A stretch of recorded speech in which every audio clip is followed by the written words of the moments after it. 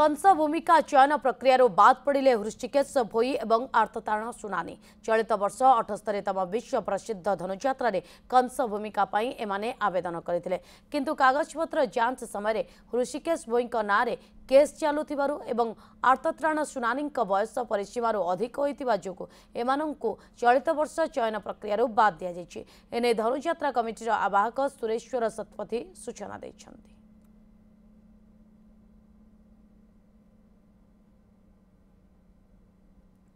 78तम बरगढ़ धनुयात्रा महोत्सव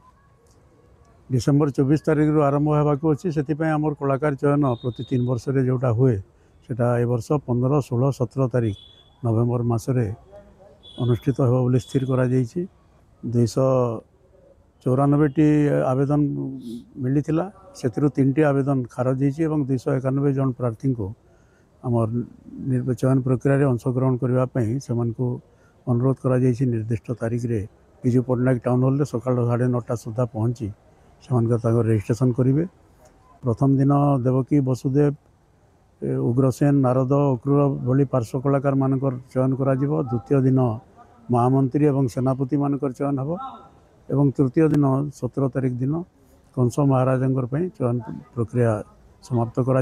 18 तारिख दिन समस्त फलाफल घोषित हो। सप्तम गर्भ भୟରେ उभेई गला एबे कोन कहूछु ना अष्टम गर्भरे जन्म नैछि गोटाय कन्या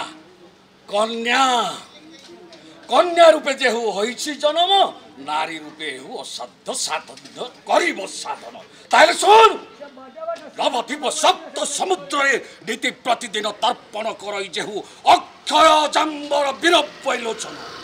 अर्घासुर स्वर्गासुर महाद्रुपिष्ट दानव महिषासुर शुंभ निशुंभ कीर्तिभास रक्त बीज सहित जहाँ पाद भारे संकित मेदिनी ए माने नाश होती नारी हस्तरे आ तू कहचु कन्या जन्म होइछे कन्या।